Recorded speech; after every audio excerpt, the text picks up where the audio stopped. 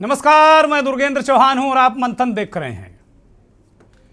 गुजरात में आज अंतिम चरण की वोटिंग भी पूरी हो गई और गुजरात के मतदाताओं ने जो भी राजनीतिक दल हैं उनके हिस्से में क्या आया ये तय कर दिया है। हिमाचल के चुनाव पहले भी हो चुके हैं और दिल्ली एमसीडी के चुनाव कल 4 तारीख को ही हुए हैं। गुजरात के मतदाताओं ने किसके भाग्य में क्या दिया और क्या लिखा, ये बड़ा सवाल है। शाम 6 बजे के बाद जो एग्जिट पोल या एग्जैक्ट पोल बहुत सारे चैनल उनको कह रहे हैं वो आए हैं, उनके आधार पर हम हिमाचल, गुजरात और दिल्ली एमसीडी का विश्लेषण करेंगे। लेकिन एक बात ये ज़रूर है कि जो एग्जिट पोल हैं, जिन्हें एग्जैक्ट पोल चैनल कह रहे हैं या जो एजेंसियां, सर्वे एजेंसियां हैं वो कह रही हैं, ये सिर्फ एक सैंपल साइज है 34,000, 35,000, 30,000 का। ये परिणाम नहीं है और कभी कभी परिणाम उलट भी हो जाते हैं।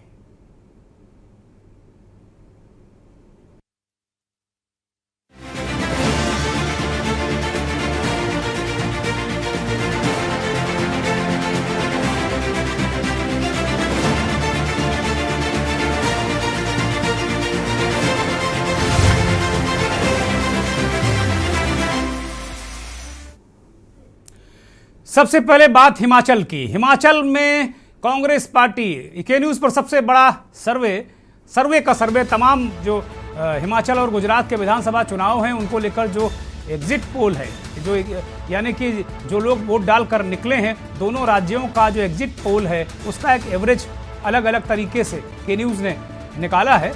के न्यूज़ पर एग्जिट पोल का सटीक विश्लेषण है, बल्कि ये हमने कोई एग्जिट पोल नहीं कराया है। जो विभिन्न एग्जिट पोल हैं उनका विश्लेषण करने के लिए आज हम मंथन में आपके सामने हाजिर हुए हैं। हिमाचल और गुजरात के विधानसभा चुनाव और एमसीडी को भी लेंगे।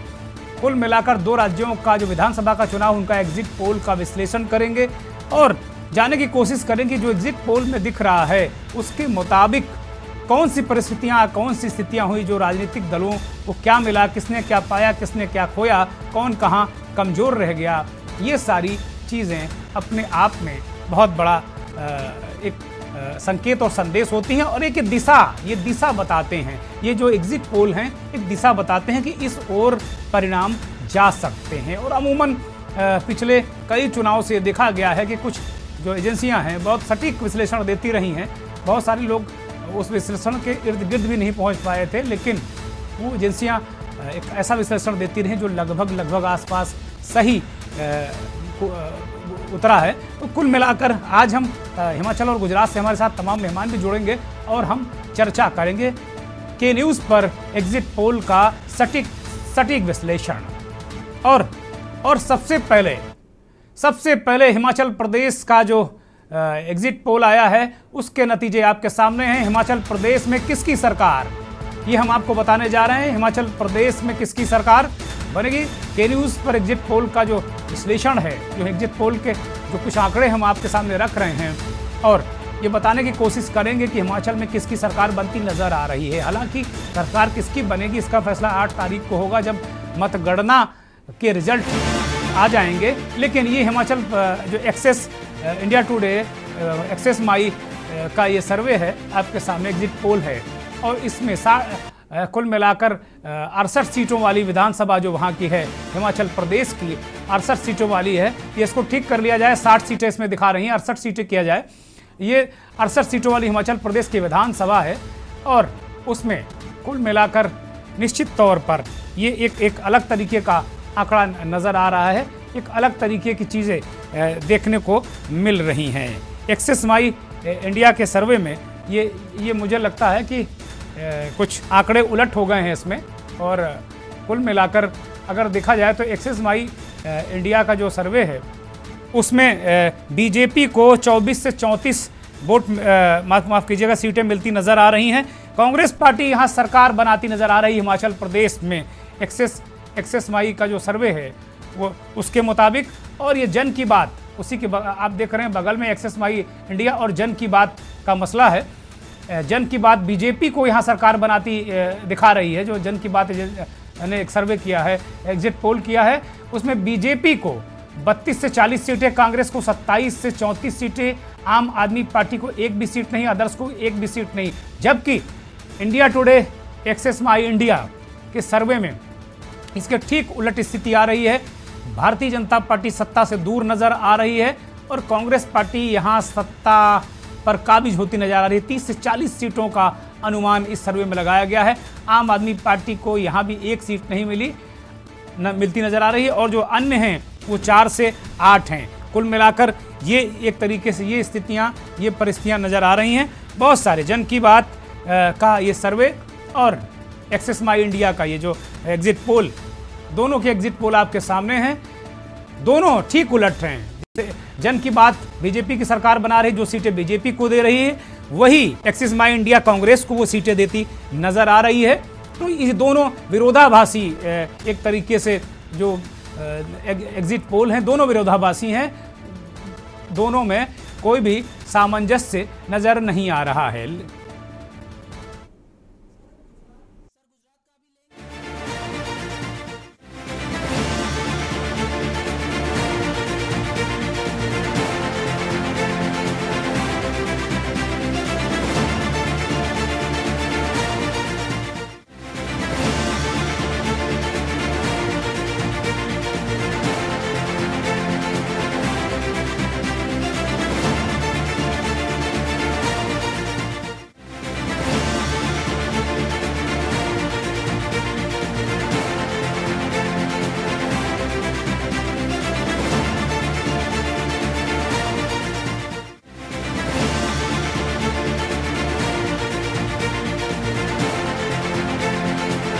बात और एक्सेस माई इंडिया का जो ये एग्जिट पोल है उसके मुताबिक दोनों ये विरोधाभासी एग्जिट पोल हैं और इनमें देखने को मिल रहा है जो एक्सेस माई इंडिया, इंडिया टुडे का जो एग्जिट पोल है वो कांग्रेस की यहाँ सरकार उसके मुताबिक बनती नजर आ रही है। कांग्रेस को स्पष्ट बहुमत। कुल मिलाकर आप देखें तो एक तरीके से आम आदमी पार्टी यहां कुछ भी करती नजर नहीं आ रही। मैं अभी देख रहा था एक्सेस माई इंडिया का सर्वे कि आम आदमी पार्टी को सिर्फ 2% वोट हिमाचल में मिलते नजर आ रहे हैं, सीटें एक भी नजर नहीं आ रही हैं। बहुत सारी चीजें हैं हिमाचल में, क्या फैक्टर रहे, क्योंकि बीजेपी हिमाचल में काफ़ी मुश्किल में नज़र आ रही थी। हालांकि प्रधानमंत्री के कई दौरे हुए, वो डबल इंजन की बात कर रहे थे, लेकिन जो इसमें वोटिंग पैटर्न में जो चीज़ें रिफ्लेक्ट हुई हैं उसके मुताबिक बहुत सारी चीज़ें हैं। वहाँ चूँकि बड़ी संख्या में पूरे देश में सबसे ज़्यादा सैनिक और सैन्य अफसर हिमाचल से ही आते हैं। जो अग्निवीर योजना है उसको लेकर युवाओं में आक्रोश था। 38-40% लोग ये कह रहे थे कि बेरोजगारी से वो बहुत परेशान है और ये मुद्दा है। हिमाचल में महंगाई भी एक तरीके से बड़ा मुद्दा आया है। और जो सबसे चौंकाने वाली बात है एक्सेस माई इंडिया टुडे एक्सेस माई सर्वे में कि नरेंद्र मोदी की लोकप्रियता हिमाचल में मात्र 10% रह गई है। और जो सबसे बड़ा एक बड़ा दिलचस्प आंकड़ा भी हम देख रहे हैं इसमें कि कांग्रेस पार्टी की तरफ से कोई चेहरा नहीं था चीफ मिनिस्टर का, और भारतीय जनता पार्टी ने जयराम ठाकुर को ही मैदान में उतार कर रखा था। एक्सेस माई इंडिया के सर्वे में जयराम ठाकुर को 27% लोगों ने अपनी पहली पसंद बताया है, जबकि कांग्रेस में चेहरा के बिना 26% लोगों ने कहा है कि कांग्रेस का कोई भी चीफ मिनिस्टर हो अब इनको हटाओ। तो ये बहुत बड़ा संदेश है भारतीय जनता पार्टी के लिए कि इतना जनता वहां से ऊबी नजर आ रही है। फिलहाल ये सर्वे के मुताबिक नतीजे क्या होते हैं ये पता नहीं, लेकिन ये सर्वे के मुताबिक अगर देखा जाए तो ये चीज़ें सामने आ रही हैं कि जनता ने कहा भाई किसी को बनाओ लेकिन इनको हटाओ, कांग्रेस में चेहरा है नहीं है, कांग्रेस को वोट दे दो, क्योंकि कांग्रेस ही बहुत मजबूती से चुनाव लड़ रही थी। आम आदमी पार्टी वहाँ गई जरूर, लेकिन उसे लगा नहीं कि वहाँ कोई बहुत वो गुंजाइश कर पाएगी। बहुत सारे मुद्दे हैं, बहुत सारे बीजेपी की जो वहाँ पर जो एग्जिट पोल में जो पिछड़ने का सबसे बड़ा एक और कारण महत्वपूर्ण नज़र आ रहा है। जैसे कांग्रेस में पहले आंतरिक झगड़े होते थे, टिकट को लेकर गुटबाजी होती थी, बीजेपी में भी हिमाचल में ज़बरदस्त गुटबाजी। ये भारतीय जनता पार्टी के राष्ट्रीय अध्यक्ष जगत प्रकाश नड्डा का होम स्टेट है और वो लगातार इस चुनाव में लगे थे। अगर बीजेपी यहाँ हारती है तो जाहिर सी बात है नड्डा की सेहत पर थोड़ा ना थोड़ा तो फर्क जरूर पड़ेगा। और यहाँ आंतरिक झगड़े, नड्डा अध्यक्ष होने के बाद भी यहाँ का जो गुटबाजी है, आंतरिक झगड़े हैं, विद्रोही उम्मीदवार खड़े, यहाँ तक कि प्रधानमंत्री नरेंद्र मोदी ने एक उम्मीदवार भारतीय जनता पार्टी के बहुत पुराने नेता परमार साहब, वो निर्दलीय अपनी पार्टी के खिलाफ खड़े हो गए। प्रधानमंत्री ने उन्हें मनवाने की कोशिश बहुत की, लेकिन वो नहीं माने और परिस्थितियां बहुत ही विकट हो गई थी भारतीय जनता पार्टी के लिए। इस बीच वहां प्रेम कुमार धूमल को टिकट ना देना भी एक तरीके से कहीं ना कहीं भारतीय जनता पार्टी का जो लोग सेंटीमेंट से जुड़े थे उनको भी ये बुरा लगा कि धूमल साहब ने अपनी पूरी जिंदगी पार्टी में लगा दी। कुल मिलाकर अगर परिस्थितियां जो भी नजर आ रही हैं वो एक तरीके से कांग्रेस को यहां हम देख रहे हैं तो 42% वोट भारतीय जनता पार्टी को हिमाचल में मिलते नजर आ रहे हैं और 44% कांग्रेस को यहां मिलते नजर आ रहे हैं। और मैं एक आंकड़ा देख रहा था, 21% लोगों ने महंगाई पर वोट दिया, यानी कि जो हिमाचल का पिछला उपचुनाव हुआ था जिसमें भारतीय जनता पार्टी 1 लोकसभा और 2 विधानसभा सीटें हार गई थी और सिर्फ मुद्दा था महंगाई। तो वो महंगाई का मुद्दा जो ये वहां का विधानसभा चुनाव हुआ है उसमें भी बराबर भारतीय जनता पार्टी का पीछा करता रहा। 21% लोगों ने महंगाई पर एक तरीके से वोट दिया है, महंगाई को मुद्दा मानकर। ये अपने आप में बहुत बड़ी बात है। प्रधानमंत्री की लोकप्रियता को लेकर भी वहाँ बीजेपी कम से कम हिमाचल में तो उसके लिए चिंता का सबब है।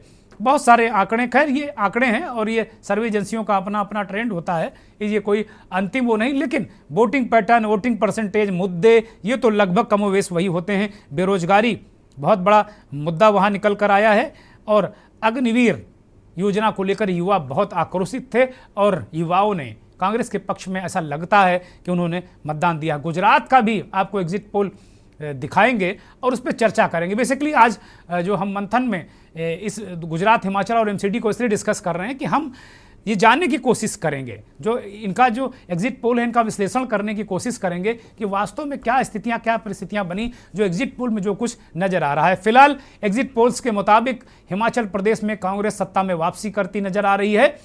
बिना किसी चेहरे के कांग्रेस पार्टी वहां चुनाव लड़ी और वहां सत्ता के करीब नजर आ रही है। वहीं गुजरात में भी बीजेपी का परचम एक तरीके से लहराता नजर आ रहा है। मेहमानों का परिचय करा देते हैं, मेहमानों का परिचय कराते हैं। प्रशांत परमार साहब भारतीय जनता पार्टी के नेता हैं, हमारे साथ हिमाचल से जुड़े हैं। प्रशांत जी बहुत स्वागत, बहुत अभिनंदन आपका, बहुत धन्यवाद आपका वक्त देने के लिए। आज आपका बहुत बिजी शेड्यूल रहा होगा लेकिन आपने वक्त दिया। परमार साहब बहुत स्वागत। निर्मित द्विवेदी साहब गुजरात से पॉलिटिकल एनालिस्ट हमारे साथ जुड़े हैं।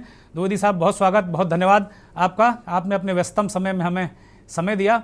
विजयपुरी साहब पॉलिटिकल एनालिस्ट हैं हिमाचल से। विजयपुरी साहब बहुत स्वागत आपका, बहुत धन्यवाद और बहुत आभार आपका कि आपने वक्त दिया।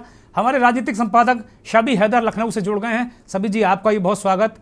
विनोद गुप्ता अभी थोड़ी देर में हमारे ब्यूरो चीफ हिमाचल से जुड़ेंगे और संजय सिंह साहब चुनाव विश्लेषक हैं, हमारे साथ जुड़े हैं। संजय भाई बहुत स्वागत, बहुत धन्यवाद वक्त देने के लिए, बहुत आभार आपका। तो कुल मिलाकर स्थितियां, परिस्थितियां सामने हैं। सबसे पहले चर्चा हिमाचल की और उसके बाद गुजरात की बात करेंगे। दौलत सिंह चौहान हमारे संवाददाता भी अभी थोड़ी देर में जुड़ गए हैं। अभी हमें बताया गया था कि फ़ोन से जुड़ेंगे लेकिन दौलत साक्षात जुड़े हुए हैं। दौलत बहुत स्वागत आपका। कुल मिलाकर पहला जो रिएक्शन है वो प्रशांत जी से ही लेंगे। प्रशांत जी, हिमाचल प्रदेश में जो एग्जिट पोल अब तक आए हैं हम देख रहे हैं मोटे मोटे तौर पर, वो भारतीय जनता पार्टी वहां पिछड़ती नजर आ रही है और कांग्रेस पार्टी वहां गेन करती नजर आ रही है। प्रशांत जी। बेसिकली मैं आपको कहना चाहता हूं कि मैं गुजरात से हूं और हिमाचल प्रदेश में हमारी सरकार बन रही है भारतीय जनता पार्टी की। जी दूसरे भी चैनलों के मैं करेक्ट कर लेता हूं। प्रशांत जी गुजरात से हैं और वो हिमाचल के मामलों में भी दखल रखते हैं, बोलेंगे। बताइए प्रशांत जी, बोलिए। दूसरे चैनलों के भी दूसरे भी सर्वे आप एग्जिट पोल देखिए तो उसके अंदर भारतीय जनता पार्टी की सरकार बनती हुई नजर आ रही है। दूसरे आज तक का हमने देखा, आर टीवी का देखा, दूसरे 3-4 है वहां बनती नजर आ रही है। नहीं, आज तक नहीं प्रशांत जी, आज तक एक्सेस माई पोल की बात कर रहा हूं मैं, इंडिया टुडे एक्सेस माई पोल की बात कर रहा हूं। वो आपको सरकार बनाते वहां नहीं देख रहे हैं, वो कह रहे हैं कि आप काफी वहां पिछड़ रहे हैं। कांग्रेस 30 से 40 सीटें जीत रही, आप 24 से 34 सीटें जीत रहे हैं। आम आदमी पार्टी को वहां कुछ भी नहीं मिल रहा है। प्रशांत जी,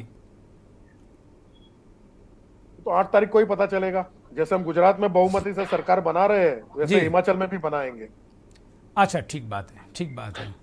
निर्मित द्विवेदी जी, हिमाचल प्रदेश में कांग्रेस सत्ता में वापसी करती नजर आ रही है, किस तरह देखते हैं इसको? देखिए, मेरा जिस तरीके से अभी तक का अनुभव में जानकारी मेरे पास आती है, उस तरीके से बात टिकट को लेकर जो भी अंदरूनी खींचतान थी, उसकी वजह से वहां के लोग डिस्टर्ब भी थे। और इसी वास्ते वहां पे अंदरूनी जो झगड़े हैं, इसके वास्ते वो लोग ऐसा बोल रहे हैं जो ओपिनियन पोल में बीजेपी को हारती हुई बता रही है कि बीजेपी को वोट नहीं मिलता है।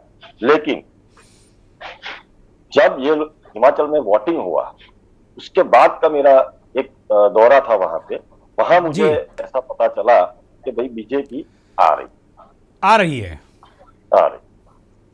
पिछली सीटों से कम आ रही है, लेकिन बीजेपी सरकार बना रही है।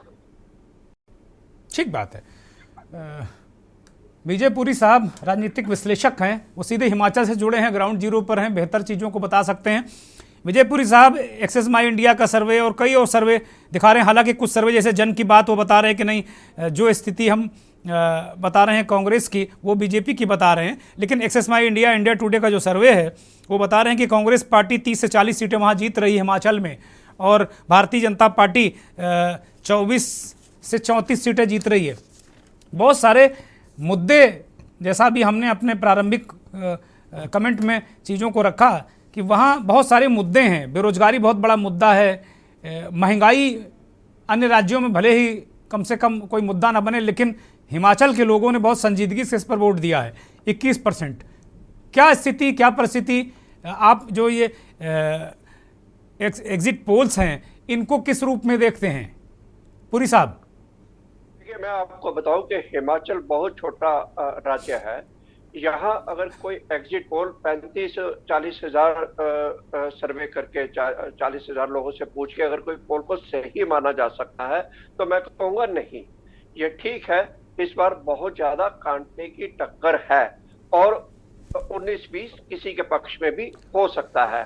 जबकि हाँ, अगर भाजपा यहाँ से हारती है, ये 1983 के बाद पहला ऐसा अवसर बना था जब भाजपा रिपीट की स्थिति में आ सकती थी। लेकिन अगर भाजपा यहाँ से हारती है तो इसका कारण मतदाता नहीं होगा, इसका सबसे पहला मुख्य कारण होगा भाजपा और उसका टिकट आवंटन की नीति।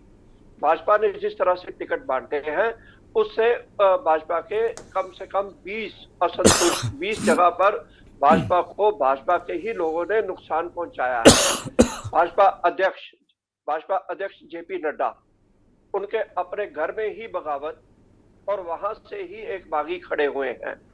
कृपाल परमार जो पूर्व में एमपी भी रहे, वो भाजपा के इतने वरिष्ठ नेता होने के बावजूद भाजपा के खिलाफ ही खड़े हो गए और नरेंद्र मोदी प्रधानमंत्री जैसे व्यक्तित्व को भी उन्हें फोन करके बुलाना पड़ा और फोन करके ये रिक्वेस्ट करनी पड़ी कि आप बैठ जाइए, लेकिन बगावत कम नहीं हुई, कोई भी बागी नहीं बैठा।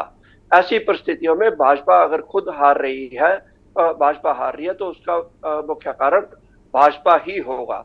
दूसरा, आपको सबसे बड़ा कारण मैं एक और बताता हूं कि भाजपा में इस बार प्रधानमंत्री नरेंद्र मोदी ने जो वोट मांगे, या किसी भी बड़े नेता ने, जैसे अमित शाह आए, जेपी नड्डा आए, उन्होंने जो वोट मांगे हैं प्रधानमंत्री श्री नरेंद्र मोदी के लिए, और उन्होंने लोकल नेताओं के नाम पर वोट नहीं मांगे। इसलिए अगर भाजपा पराजित होती है तो इसका दायित्व भी राष्ट्रीय नेताओं। पुरी साहब, जो अभी एक्सेस माई इंडिया जिसका जिक्र कर रहे हैं हम, जिस एग्जिट पोल का, उसमें बताया गया कि प्रधानमंत्री की लोकप्रियता सिर्फ 10% है। ये बड़ा चिंता की बात है कि भाई आप इतना ज्यादा प्रयोग करते हैं प्रधानमंत्री जी के चेहरे को कि अब ये स्थिति आ गई हिमाचल में कि केवल 10% लोकप्रियता उनकी बची वहां पर।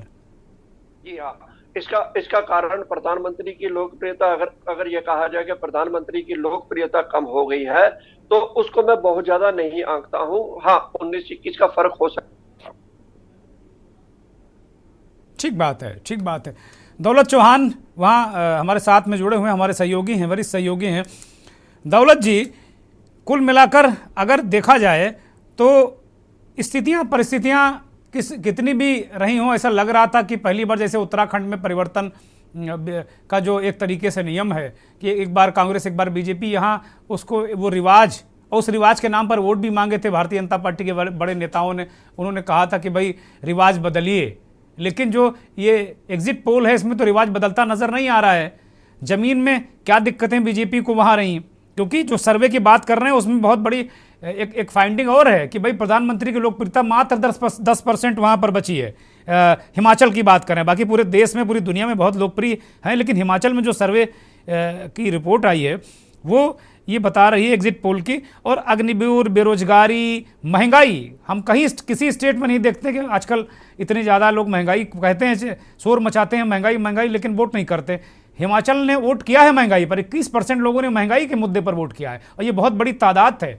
दौलत जी देखिए, एक ही चिंगारी जो है वो शोला बनती है, और वो शोला हिमाचल से ही बन सकता। अगर लोकप्रियता कम होनी शुरू हुई है तो हिमाचल का असर आने वाले समय में देश भर में पड़ेगा।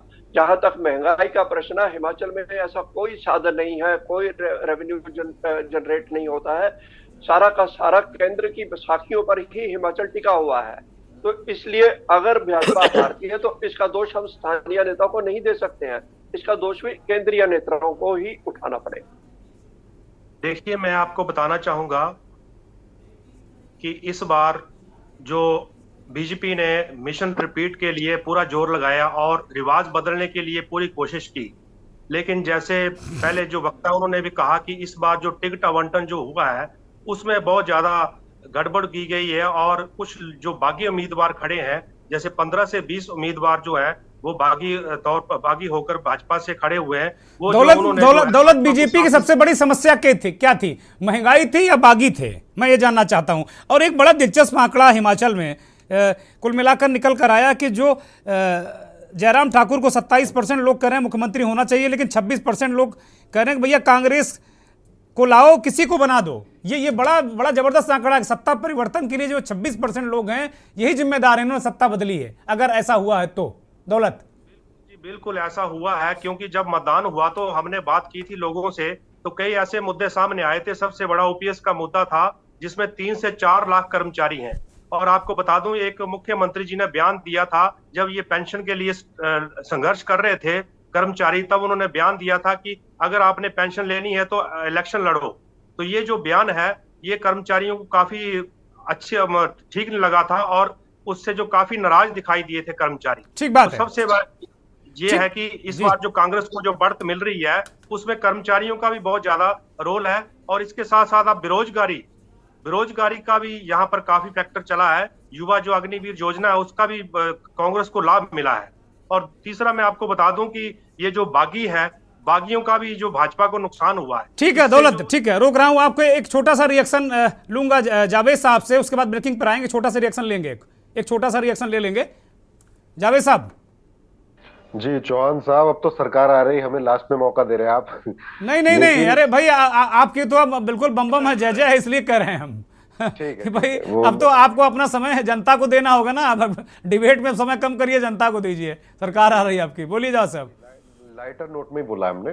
और दूसरा ये कह रहे हैं हम कि हमने जो चुनाव लड़ा है ना, गुजरात में भी और हिमाचल में भी, हमने लोकल मुद्दों पे लड़ा है।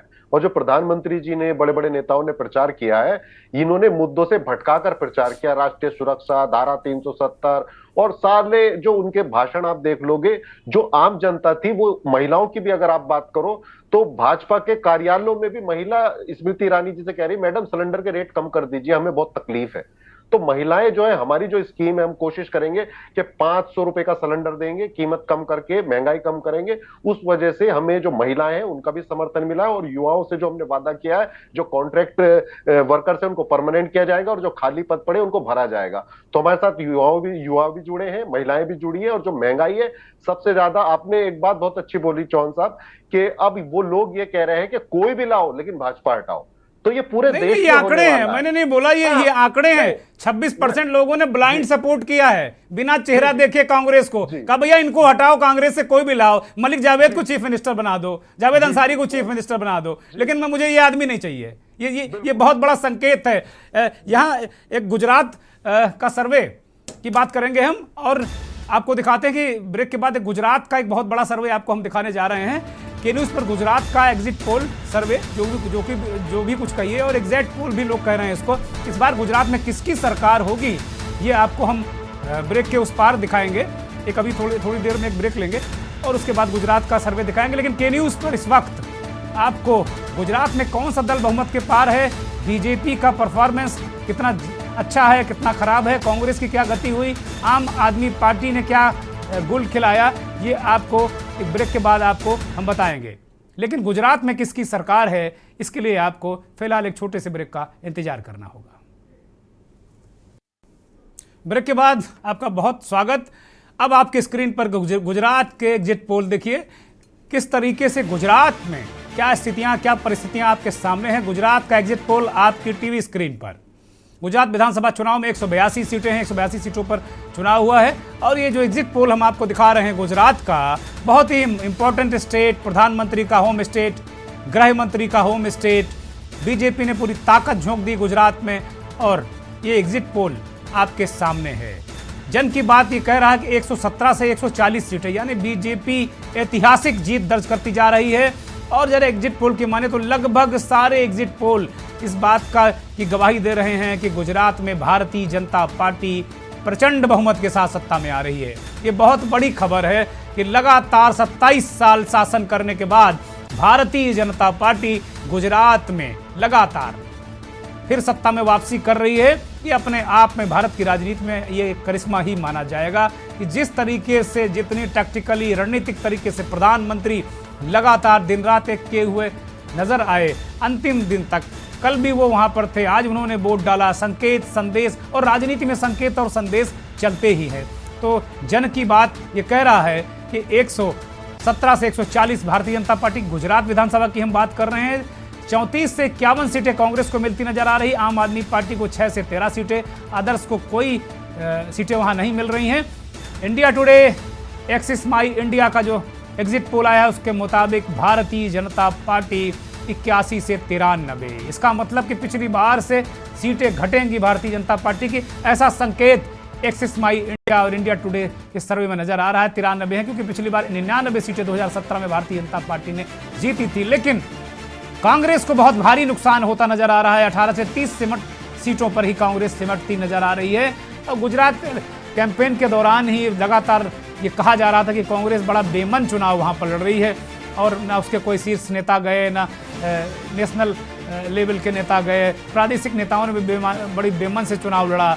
कुल मिलाकर उम्मीदवारों को उनके हाल पर छोड़ दिया गया। और आम आदमी पार्टी जो गुजरात में सत्ता परिवर्तन की बात कर रही थी, एक तरीके से आम आदमी पार्टी इस बात को कह रही थी कि वो सत्ता परिवर्तन करने जा रहे हैं, पंजाब की तरह पर कच्चे उड़ा देंगे, झाड़ू चला देंगे, वो 5 से 10 सीटों पर सिमटते नजर आ रहे हैं। लेकिन 6 सीटें अदर्स को मिलती नजर आ रही हैं, 0 से 6 सीटें अदर्स को नहीं मिलती नजर आ रही हैं। लेकिन सबसे बड़ा गुजरात में जो सबसे बड़ा फैक्टर है कांग्रेस के पिछड़ने का, वो आम आदमी पार्टी है।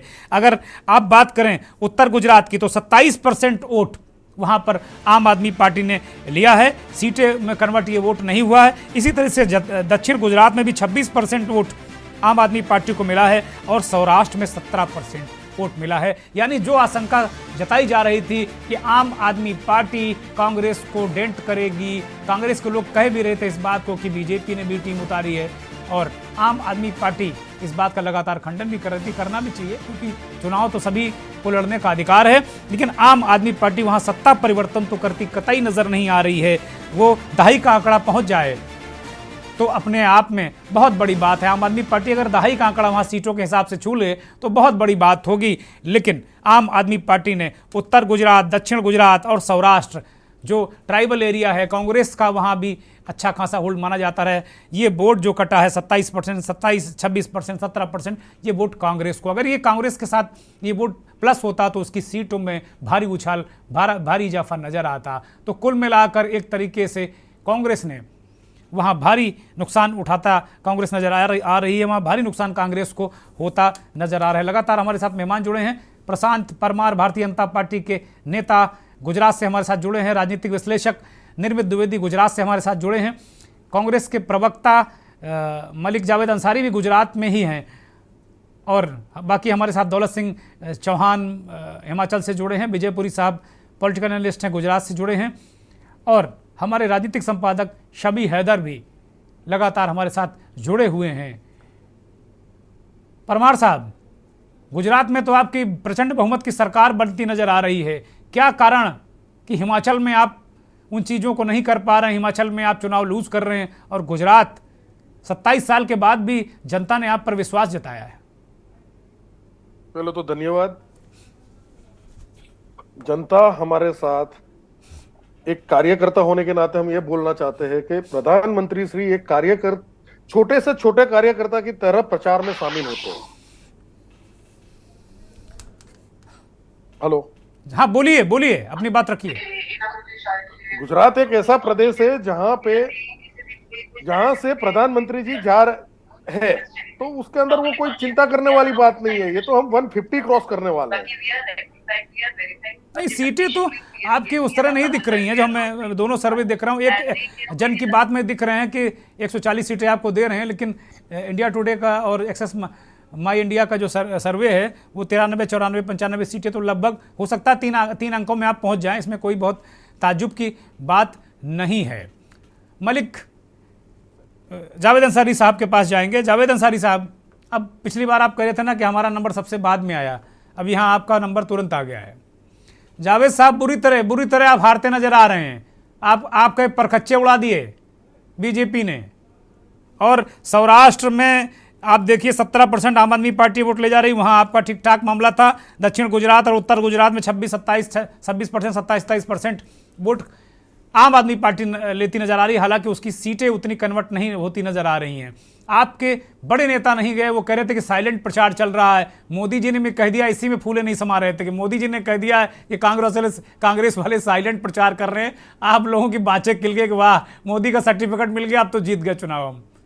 अंसारी साहब जी, चौहान साहब, देखिए आपने जो अपनी स्क्रीन पे नंबर ब्लिंक किए थे उसमें एक्सेस सर्वे में बताया आपने 93 सीट मैक्सिमम जो है वो भाजपा को मिल रही है, कांग्रेस को 30 और 10 आप पार्टी को और 6 अन्य को, तो ये टोटल 139 सीट का टोटल आ रहा है। और मुझे लगता है गुजरात में 182 सीट है। तो पहले तो टोटली गलत है आपका जो नहीं, हमारा नहीं है ये। अभी एक्सेस माई ने दिखाया है, एक्सेस माई इंडिया ने जो भी दिया है वो अभी हो क्या रहा ना मलिक साहब। अभी चूंकि जो अभी ताजा वोट पढ़ रहे थे ना, अभी वाला उनका वही आ रहा होगा, जो ताजा वाला है ना वो आ ही रहा होगा थोड़ी देर में। अभी चूंकि अभी जो लास्ट में वोटिंग हुई उसका थोड़ा देर में आता है, तो ये जो उपलब्ध आंकड़े उन पर बात कर रहे हैं हम लोग, उस पर आप बहुत पिछड़ते नजर आ रहे हैं। अगर उनके 93 हैं तो अभी जब बाकी सब जुड़ेगा तो हो सकता है एक्सेस माई इंडिया भी 130 दिखाने लगे उनको। चुनाव विश्लेषक संजय सिंह भी हमारे साथ जुड़े। संजय भाई, बहुत स्वागत आपका, बहुत धन्यवाद। बोलिए मलिक साहब। मैं ये कह रहा था चौहान साहब, हो सकता है कोई, हम उनका सम्मान करते हैं और किसी के कार्य को हम क्वेश्चन मार्क नहीं लगा रहे कि वो गलत है सही है, वो उनका काम है, वो ईमानदारी से करेंगे, उम्मीद है। लेकिन जो फर्स्ट फेज का चुनाव हुआ है उसमें जो कांग्रेस ने काम किया है, जो मैं 1 महीने से गुजरात में घूम रहा हूं, जो कांग्रेस ने काम किया है उसमें जो हमारा कैलकुलेशन है वो 50+ सीट का है। और जो सेकंड फेज है वो इतना खतरनाक है भाजपा के लिए कि भाजपा के बड़े बड़े नेता बहुत परेशान थे, बिल्कुल हाशिए पे आ गए। आज प्रधानमंत्री जी का देखिए, एक वोट मेरी शुभकामनाएं कि जो जैसा आप सोच रहे हैं वैसा ही 8 तारीख को निकले। मेरी शुभकामनाएं आपको। 15 मिनट के काम में प्रधानमंत्री जी रोड पर 2.5 घंटे घूमे हैं, तो वो हमने शिकायत की इलेक्शन कमीशन में कि प्रधानमंत्री जी प्रचार कर रहे हैं, रोड शो कर रहे हैं, वो तो पैदल यात्रा पे निकल गए वहां पे। और दूसरी बात ये, कल हमारे एक एमएलए को, जो आदिवासी नेता कांति भाई, उनको किडनैप कर लिया उन्होंने 2:30 बजे रात को। वो किस तरह छूट के आए, जान बचा के आए भाजपा के नेताओं से। वो सब सौराष्ट्र का रीजन है, जो साउथ गुजरात है, दक्षिण गुजरात है। आप देखिएगा 80% स्ट्राइक रेट रहेगा हमारा, और हमारा जो आकलन है वो 125 पार हम कर रहे हैं। इसीलिए भाजपा बहुत बौखला रही है। गुजरात में बहुत शॉकिंग न्यूज आएगा। और हाँ, आप पार्टी की मैं बात कहूंगा, अगर 1 सीट भी आ गई उनकी, अगर 1 आई तो मैं बहुत बड़ी बात मानता हूं, वो भी वो जीतेगा, या तो वो भाजपा का इंपोर्टेड नेता होगा या वो कांग्रेस का इंपोर्टेड नेता होगा। आप पार्टी का कुछ नहीं है वहां पे टक्कर जो थी वो केवल भाजपा और कांग्रेस की थी। और जो सेकेंड फेज का चुनाव हुआ, इसने पिक्चर बिल्कुल क्लियर कर दी कि हम लोग सरकार बना रहे हैं। आपको मंत्रियों के नाम भी जल्दी बताएंगे चौहान साहब। चलिए, अभी लास्ट में, हालांकि वोटिंग के अंतिम चरण में भारतीय जनता पार्टी के जो वहां गुजरात राज्य के अध्यक्ष हैं CR पाटिल, उन्होंने दावा किया था, उनसे जब सवाल किया गया कि भाई वोटर उदासीन रहा, दूसरे चरण में भी नहीं निकला, तो वो कह रहे हैं उदासीन वोटर कांग्रेस का है। मेरा तो जो पन्ना प्रमुख है वो बता रहे हैं कि 50% मेरा जो वोट आता है 49-50 वो पड़ चुका। उन्होंने पन्नों का हिसाब लगा लिया। वो कह रहे हैं जो उदासीन है वो कांग्रेस का है, क्योंकि उनके नेता आए नहीं, जो शीर्ष नेतृत्व ने कोई ध्यान नहीं दिया। तो ये बातें कर रहे हैं CR पाटिल साहब। और ये जो कम मतदान हुआ है वो बीजेपी के स्ट्रांग होल्ड वाले इलाकों में, जो मेरे पास आंकड़ा है कि 44% हुआ है, और कांग्रेस के स्ट्रांग होल्ड वाले इलाकों में 68% हुआ है। ये आंकड़े जो निकल कर आए, ये आंकड़े वास्तव में जावेद साहब की बात को कहीं ना कहीं बल देते हैं। ये मैं सर्वे एजेंसियों की बात नहीं कहता हूं, लेकिन जो आंकड़े अभी शाम को निकल कर आए हैं कि बीजेपी के स्ट्रांग होल्ड वाले इलाकों में 44% मतदान हुआ है और कांग्रेस वाले में 68। तो ये आंकड़ा कहीं खेल ना कर दे, ये बड़ी बात है। निर्मित द्विवेदी क्या कहेंगे? गुजरात में भारतीय जनता पार्टी की वापसी जबरदस्त, लेकिन मलिक जावेद साहब कह रहे हैं कि भाई हम 8 को बताएंगे, नतीजे चौंकाने वाले होंगे। अनम्यूट करिए, दर्शक नहीं सुन पा रहे हैं आपको। नहीं, बात तो इनकी भी सही है। सबको उम्मीद रखनी चाहिए, हर पक्ष को रखनी चाहिए।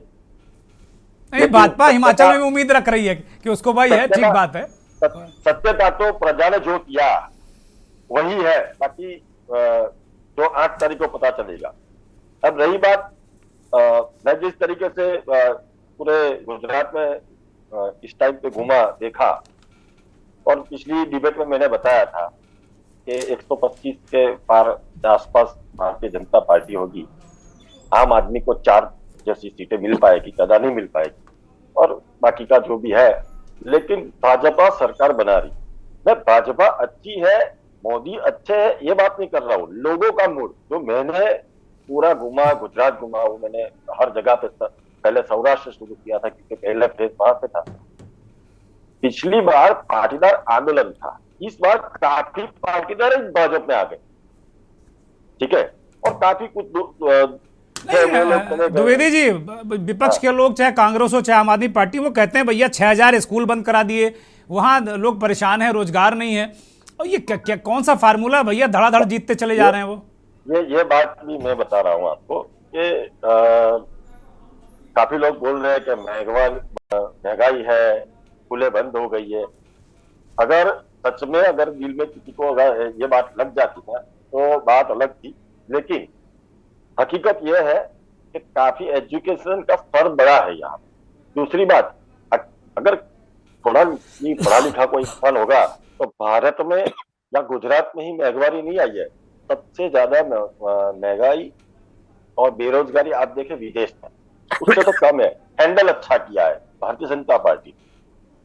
दूसरी बार यहाँ पे हर जगह पे विकास दिख रहा है, रोड रास्ते दिख रहे हैं, लोगों की फैसिलिटी बढ़ रही है। आपको मैं एक सर्वे के अनुसार बताऊं कि 2017-18 में जितनी गाड़ी बिकी थी उससे ज्यादा बिकी अभी।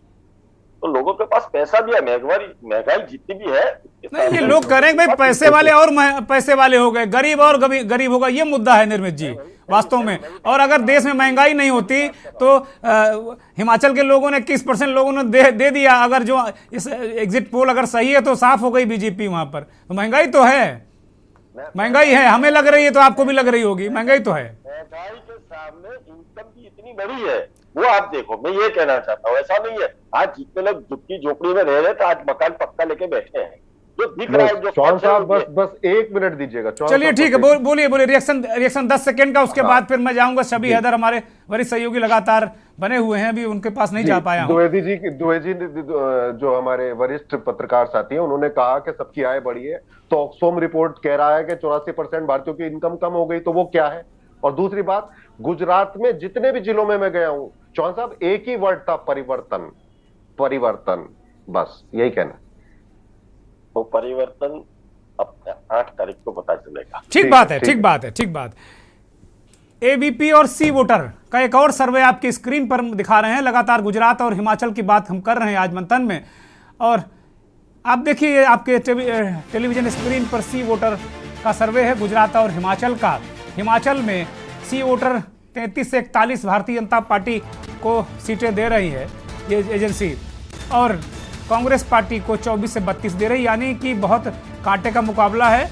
यहाँ पर कोई कुछ भी हो सकता है, लेकिन अगर सी वोटर के सर्वे की बात करें तो यहाँ भाजपा की सरकार हिमाचल में बनती नजर आ रही है। और आम आदमी पार्टी को वो 0 से 4 सीटें वो दे रहे हैं सी वोटर वाले हिमाचल में भी। ये बड़ा चौंकाने वाला मामला, क्योंकि हिमाचल में तो बिल्कुल लावारिस छोड़ दिया था आम आदमी पार्टी ने, कोई काम ही नहीं था वहाँ। 4 सीटें अगर मिल जाती हैं तो फिर तो आदर्श को है, माफ कीजिएगा, आदर्श को है ये काफ़ी चार सीटें जो अदर्स हैं, निर्दलीय हैं, आम आदमी पार्टी 0 ही है इनके मुताबिक भी। और गुजरात के सर्वे में ये 81 से 93 ये भी दिखा रहे हैं। सी वोटर का सर्वे 81 से 93, 18 से 30 सीटें कांग्रेस पार्टी को, 5 से 10 सीटें केजरीवाल को और 6 जो हैं अन्य को दिखा रही। तो ये भी आपके टेलीविजन स्क्रीन पर है। हमारे राजनीतिक संपादक शबी हैदर लगातार जुड़े हुए हैं। लगभग मोटे मोटे तौर पर सभी का एग्जिट पोल आ गया है, दर्शकों को हमने बता दिया है। और हमारा तो काम आज विश्लेषण करना है, क्योंकि सर्वे तो बहुत सारे लोगों ने देश में किया, अपने अपने तरीके से सर्वे करते हैं। कुछ बहुत ही ऑथेंटिक सर्वे होते हैं, सही उतरते हैं, और कुछ के अपने आप धागे खुल जाते हैं, ये यूँ कहिए कि परकच्चे उड़ जाते हैं बहुत सारे सर्वे के।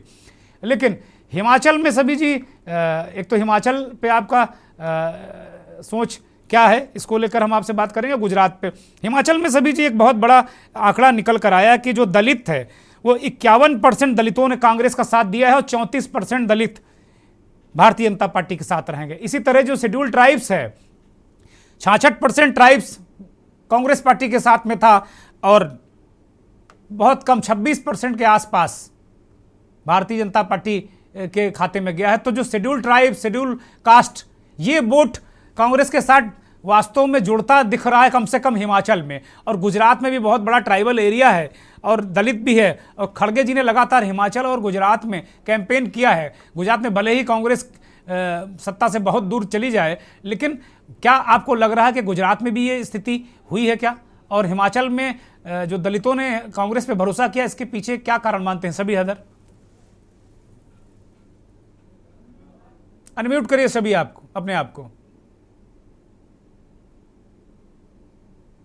देखिए, हिमाचल के जो चुनाव हुए, जो वोटिंग डाली गई और जो बहुत सारा पूरा सत्ता का संग्राम देखने को मिला, उसमें एक अंग्रेजी कहावत है, miss fortunes not comes alone, मुसीबतें कभी अकेले नहीं आती। भारतीय जनता पार्टी के लिए जो हिमाचल में जो चुनाव हुए वो एक मुसीबतों भरे चुनाव हुए। अपनों से लड़ना पड़ा, बागियों से लड़ना पड़ा, और जो स्ट्रैटेजी शुरुआत में भारतीय जनता पार्टी ने बनाई थी वो कहीं ना कहीं वो स्ट्रैटेजी जो है वो उनकी विफल साबित हुई। बैक गियर लगाया, रणनीति में बदलाव किया और फिर उसके बाद जो है वो कुछ कमबैक करने की कोशिशें की, लेकिन तब तक देर हो चुकी थी। हिमाचल में देखिए, दलितों का साथ कांग्रेस को मिलता हुआ दिखाई दे रहा है, बिल्कुल सही बात है। हिमाचल में जो सबसे बड़ा फैक्टर है वो है पेंशन स्कीम, और सभी ओबीसी भाजपा को बहुत मिला हिमाचल में। ओबीसी में भारतीय जनता पार्टी बहुत आगे है। वहां पर जो ओबीसी है वो बहुत बीजेपी को बहुत मिला है वहां पे। लेकिन दलित और जो शेड्यूल कास्ट और शेड्यूल ट्राइब्स और युवा, खासतौर पर बेरोजगार, उसने कांग्रेस पे भरोसा किया है। जैसे विजयपुरी जी ने बताया कि हिमाचल एक छोटा सा राज्य है, 68 सीटों का वहां पर वो है, केंद्र के ऊपर जो है पूरी तरीके से आश्रित होते हैं। अगर सेब की बागवानी को छोड़ दिया जाए तो हिमाचल के पास अपना ऐसा कोई रोजगार नहीं है, ऐसा एम्प्लॉयमेंट के कोई साधन नहीं है जिसके जरिए हिमाचल के लोग जो है वो अपने जीवन, जो उनकी चीजें हैं, उसको आगे बढ़ा सके। एक पेंशन योजना जिसको प्रियंका गांधी वाड्रा ने बहुत अच्छे तरीके से उकेरा, और उसी दरमियान एक रणनीति के तहत जो है वो राजस्थान में भी पुरानी पेंशन योजना को बहाल किया गया। छत्तीसगढ़ से भी इस तरीके की खबरें आई, विज्ञापन लगाया गया। तो कहीं ना कहीं एक मैसेज देने की कोशिश की गई कि पुरानी पेंशन योजना को लेकर कांग्रेस एक सकारात्मक रुख अपना रही है, और जहां पर उसकी सरकार है वहां पर उसने उसको इम्प्लीमेंट किया है। हिमाचल में एक गांव खेला था कि अगर कांग्रेस की सरकार बनेगी, क्योंकि हिमाचल में जो सरकारी कर्मचारी हैं वो एक बहुत बड़ा, देखिए, दलित है, ओबीसी है, पिछड़ा है, और जो दूसरी जातियां हैं, अगली जातियां हैं, उसके अलावा इन जातियों से ऊपर उठकर अगर हिमाचल की बात करें तो वहां पर एक सरकारी जाति है, जो राज्य कर्मचारी हैं, जो केंद्रीय कर्मचारी हैं। उस जाति ने कांग्रेस को पुरानी पेंशन के आधार पर वोट किया है, और इसके तहत हम ये मान सकते हैं, कह सकते हैं कि वहां पर कांग्रेस एब्सोल्यूट मेजॉरिटी के साथ हिमाचल में सरकार बनाने जा रही है। अंक गणित कुछ भी कहे, बीज गणित कुछ भी कहे, लेकिन जो बीज की रेखा गणित है वो ये सीधे तौर पर स्पष्ट जो संकेत दे रही है कि पहाड़ पर, हिमाचल पर कांग्रेस सरकार बनाती जा रही है। और गुजरात में अगर कांग्रेस पीछे है और गुजरात में अगर वो सत्ता परिवर्तन करने से चूक रही है, तो निश्चित तौर पर ये कांग्रेस की जो रणनीतिक चूक होगी, वहां पर किस तरीके से, कहां पर चेहरों की चूक होगी, टिकट वितरण की चूक होगी, क्योंकि अरविंद केजरीवाल ने प्रत्येक जहां पर प्रत्येक सीट के ऊपर जो है डिस्टर्ब किया है। कहीं पर भारतीय जनता पार्टी को डिस्टर्ब किया है, कहीं पर कांग्रेस को डिस्टर्ब किया है। और सबसे अब बड़ी बात आंकड़े यह है आंकड़े तो सभी ऐसा आ रहे हैं कि कांग्रेस को बहुत ज्यादा डिस्टर्ब किया है। संजय सिंह चुनाव विश्लेषक हैं, एडीआर से जुड़े हैं और बहुत सटीक संजय भाई का विश्लेषण होता है। संजय भाई, दोनों स्टेट के जो एग्जिट पोल हैं उन पर आप क्या कहेंगे, किस तरीके से सोचेंगे इसको? मैं पहले तो चौहान साहब आपको बताना चाहूंगा कि पोल ऑफ एग्जैक्ट अगर आपने देखा है, क्योंकि दोनों राज्यों में हम लोग लगातार घूम रहे थे और मैं आज भी उसी सिलसिले में कहीं बहुत चीजों में था। और इसमें मैं जो कहना चाहूंगा वो ये कहना चाहूंगा कि बहुत साफ तस्वीर तो 8 तारीख को होगी जब परिणाम आएंगे, लेकिन पिछले कुछ वर्षों में ये रहा है कि एग्जैक्ट पोल काफी तस्वीर बता देते हैं। गुजरात में तो बहुत साफ है कि भारतीय जनता पार्टी जो है वो जिसको कहा जाए कि वो पिछले बार से एक अच्छा प्रदर्शन करती हुई नजर आएगी। ये तमाम तरह के ग्राउंड रियलिटीज जो है और जिस तरह के विश्लेषण हैं हम लोग जो देख रहे थे, एक निष्पक्ष भाव से अगर देखें। और जहां तक हिमाचल का सवाल है, वहां पे जो वास्तविक तस्वीर है एग्जैक्ट पोल की नहीं और जो ग्राउंड रियलिटी है उसके बनाती हुई दिख रही है, लेकिन मार्जिन बहुत कम होगा। और इसके बाद क्या होगा, चुनाव के मैनेजमेंट के तरीके कैसे शुरू होंगे और चुनाव को अपने पक्ष में कैसे किया जाएगा, ये हमारे लिए बहुत ही महत्वपूर्ण होगा। और 8 तारीख का दिन बहुत ही महत्वपूर्ण होने वाला है हिमाचल को लेके। हिमाचल में मैं जो कहने वाला हूं वो कुल 3 सीट का अंतर रहने वाला है, और वो 3 सीट का अंतर जब होगा तो ऐसी परिस्थिति में क्या होगा। जावेद साहब तैयार हो जाइए, निश्चिंत होकर मत बैठिएगा। संजय सिंह कह रहे हैं कि 3 सीट है, लूट भी सकती है आपकी सीटें, ये ध्यान रखिएगा। कोई बात नहीं, अगर कोई लोकतंत्र की हत्या करना चाहता है तो शौक से करे, हमें कोई दिक्कत नहीं, करिए आप। लेकिन मैं ये कहना चाहूंगा, जैसे चीजें निकल के आ रही हैं, आपके सारे सभी वरिष्ठ साथियों ने आकलन किया चीजों का, लेकिन जो मेरा आकलन है, क्योंकि मैं जमीन पे गया हूं, वहां पे एक ही चीज मैंने देखी है कि लोगों ने परिवर्तन को कहा कि परिवर्तन होगा, लेकिन आम आदमी पार्टी जिस तरीके से मैदान में कूद रही थी उसका नामो निशान नहीं है। वो मैं 1 महीने से कह रहा हूं। ठीक बात है, ठीक बात है। जावेद साहब, संजय सिंह को थोड़ा वक्त देते हैं, चूंकि बिल्कुल उनको वक्त नहीं दे पाए। बोलिए संजय जी। मैं कहना चाहूंगा कि निश्चित तौर से अभी कांग्रेस के हमारे जो साथी कह रहे हैं, गुजरात के इलेक्शंस में जो ये बहुत महत्वपूर्ण फैक्टर है और जिसको समझने लायक है कि इस बार गुजरात के इलेक्शंस में कांग्रेस पार्टी तो नहीं लड़ रही थी। और मैं आपको ये कहूं कि ये जो भी ये परिवर्तन की बात कर रहे हैं, मैं इनकी बात से सहमत हूं। इस बार जो खासतौर से SC ST और एक तबका जो पार्टी से इतर होके अपने, मैंने जब देखा कि गुजरात में, मैं अहमदाबाद की सड़कों में जब घूम रहा था, मैंने देखा कि लोग खुद में मीटिंग कर रहे हैं। वो कांग्रेस का नेता उनके पास नहीं जा रहा था, लेकिन वो सरकार के खिलाफ मतदान करने के लिए बहुत बड़ी बात है, बहुत बड़ी बात संजय सिंह ने बताई है। बहुत बड़ी बात संजय सिंह ने बताई कि हिमाचल से लेकर गुजरात तक शेड्यूल कास्ट, शेड्यूल ट्राइब्स, ये तो निकट भविष्य का बहुत बड़ा संकेत है। एक MCD को लेकर भी अगर चर्चा आज ना हो तो वो भी कार्यक्रम ही अधूरा रहेगा। MCD के आंकड़े आपके सामने टीवी स्क्रीन पर हैं, साथियों से अनुरोध करूंगा कि प्ले करें वो जो दिल्ली MCD को लेकर जो प्रतिष्ठापूर्ण जंग और जिसको लेकर अरविंद केजरीवाल ने अपनी सर्वस्व झोंक दिया था। हालांकि गुजरात में भी पहले वो हिमाचल में गए, फिर वहाँ वाइंड अप किया, उन्होंने लगा कि शक्ति हम नहीं लगा पाएंगे, फिर गुजरात में गए, लेकिन MCD को उन्होंने नहीं छोड़ा। MCD पर सालों से वो काम कर रहे थे। और जो एग्जिट पोल के नतीजे वो बता रहे हैं कि आम आदमी पार्टी को 250 सीटें जो वहाँ की दिल्ली की MCD की हैं उसमें प्रचंड बहुमत मिलता नजर आ रहा है। प्रचंड बहुमत के साथ वहाँ पर आम आदमी पार्टी दिल्ली MCD पर काबिज होने जा रही है। आम आदमी पार्टी के नेताओं के चेहरे खिले हुए हैं।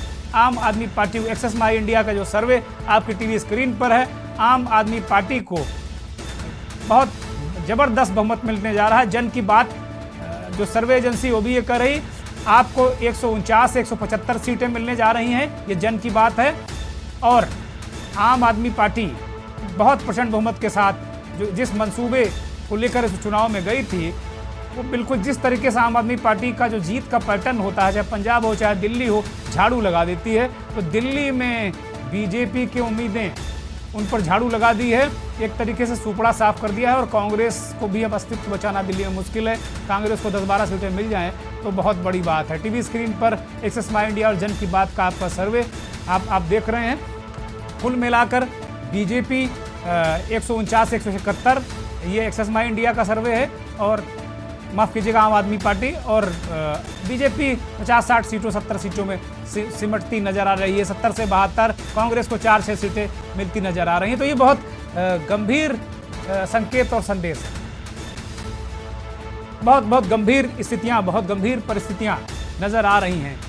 संजय सिंह के पास जाएंगे, बहुत संक्षिप्त में बात करने की कोशिश करेंगे। संजय जी, आप देखिए जो एमसीडी के अलग अलग तरीके से जो एग्जिट पोल आए, उसमें आम आदमी पार्टी का जो स्टाइल है झाड़ू लगाने का, चाहे वो दिल्ली की सरकार शीला दीक्षित की सरकार हो, उनका सुपड़ा साफ किया, चाहे भारतीय जनता पार्टी के 3 एमएलए बचे जो स्कूटर में आ रहे थे, केजरीवाल ने तंज कसा था कि स्कूटर में आ जाइए, अब इस लायक आपको हमने बना दिया है। उसी तरीके से पंजाब में उन्होंने कांग्रेस का बिल्कुल मटिया मेट कर दिया, और वही स्टाइल एमसीडी में। संजय सिंह, एमसीडी के इलेक्शंस में भी एडीआर क्योंकि विश्लेषण कर रहा था और ग्राउंड पे हम लोग रिपोर्ट्स देख रहे थे। इस बार दिल्ली के इलेक्शंस में एमसीडी के जो बहुत महत्वपूर्ण बात हुई वो ये हुई कि जिन सवालों को लेकर आम आदमी पार्टी ने चुनाव लड़ा वो लोगों की जिंदगी से सीधे जुड़े सवाल थे। उन्होंने कचरे को मुद्दा बनाया, और कचरा एक इतना बड़ा मुद्दा बना कि लोगों ने उसके आधार पर कहा कि जब ये सरकार को, और रोज रोज सरकार जो परेशान होती नजर आती है कि एमसीडी में भाजपा है और इधर आम आदमी पार्टी की सरकार है, लोगों ने एक बार मन बनाया कि नहीं, एक बार इनको मौका देखें और फुल प्लेज ये कैसे दिल्ली को बढ़ाते हैं। और दिल्ली में जो आम आदमी पार्टी का जो हेल्थ और एजुकेशन का मॉडल है वो आज भी जनता की नजर में वो एक खरा उतरता है। भले ये राजनीतिक पार्टियां उसको नकारने की कोशिश करती हैं, लेकिन आम आदमी में नहीं, पढ़े लिखे, सबसे बड़ी बात यह कि दिल्ली के एलीट क्लास ने भी आम आदमी पार्टी को वोट किया है। ये सबसे बड़ा महत्वपूर्ण बात है, इसलिए दिल्ली में ये परिवर्तन। ठीक बात है। 10 सेकंड का रिएक्शन। भारतीय जनता पार्टी के प्रवक्ता प्रशांत परमार हमारे साथ जुड़े हुए। प्रशांत जी, दिल्ली में सुपड़ा साफ हो रहा है, 10 सेकंड का रिएक्शन। जावेद साहब, 10 सेकंड का आपका। आप तो अब जो कह रहे थे आम आदमी पार्टी कांग्रेस 3 में न 13 में, तो गुजरात में भी नहीं है आप 3 में 13 में, और दिल्ली में भी नहीं। दोनों 10-10 सेकंड में करिए, मंथन खत्म करूंगा इसके बाद। सभी हैदर का फाइनल कमेंट।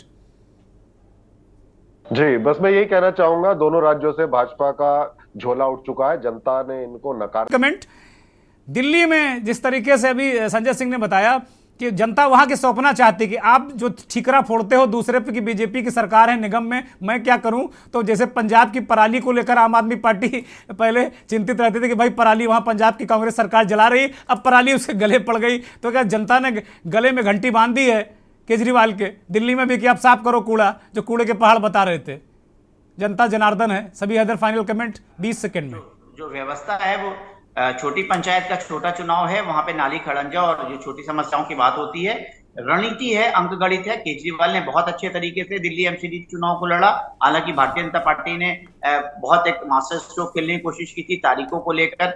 गुजरात चुनाव और एमसीडी चुनाव को थोड़ा सा वो सारी चीजें थी, लेकिन एमसीडी चुनाव में केजरीवाल जो है बाजी मारते दिखाई दे रहे हैं। लेकिन गुजरात में जो है वो जिस तरीके से उनकी बात हो रही थी और जिस तरीके से वो दावे कर रहे थे, वो अगर सामने नहीं आ रहे हैं तो हम कह सकते हैं सर कि कहीं दाल में कुछ काला तो नहीं है। निश्चित तौर के ऊपर केजरीवाल जो है एमसीडी में वापस आ रहे हैं। दिल्ली की जनता समझदार है और उसने कुछ ना कुछ सोचकर जो है वो वोट किया होगा। बहुत शुक्रिया सभी हैदर। संजय सिंह जी बहुत शुक्रिया, प्रशांत साहब बहुत शुक्रिया, मलिक साहब बहुत शुक्रिया, निर्मित द्विवेदी जी आपका भी बहुत शुक्रिया, और हिमाचल से पुरी साहब आपका भी बहुत शुक्रिया, और तमाम दौलत चौहान का भी शुक्रिया, और शुक्रिया उन करोड़ों दर्शकों का जो के न्यूज़ को देखते हैं और हमारे इस खास कार्यक्रम मंथन को देखते हैं। वक्त चलते चलते का, और चलते चलते में बात भारत जोड़ो यात्रा की। भारत जोड़ो यात्रा मध्य प्रदेश में 370 किलोमीटर का सफ़र तय करके कल ही राजस्थान में पहुंच चुकी है। रविवार को यात्रा चौली चौराहे पर रुकी रही कल, और यहीं पर राजस्थान की ओर से स्वागत समारोह जैसे दोनों राज्यों के जो मुख्यमंत्री, माफ़ कीजिएगा, कांग्रेस पार्टी के नेता कमलनाथ दिग्विजय मध्य प्रदेश की अगुवाई करते हुए, और यहाँ सचिन पायलट और गहलोत साहब लगातार ये लोग स्वागत समारोह में मौजूद रहे। सहरिया नृत्य हुआ और इस पर सारे नेता ये थिरके। सबसे बड़ी बात है कि मैंने ये राहुल गांधी का यहाँ पर जो संबोधन सुना, मैंने इससे पहले इतना सधा बोलते कभी राहुल गांधी को देखा नहीं। इतना सधा हुआ राहुल गांधी, इतना संतुलित बोले, ऐसा लग रहा था कि यात्रा ने राहुल गांधी को कम से कम, कांग्रेस को बदला हो या न बदला हो ये तो वक्त बताएगा, लेकिन राहुल गांधी को बहुत कुछ बदल दिया है, बहुत कुछ परिपक्व बना दिया है। बहुत बहुत धन्यवाद। नमस्कार।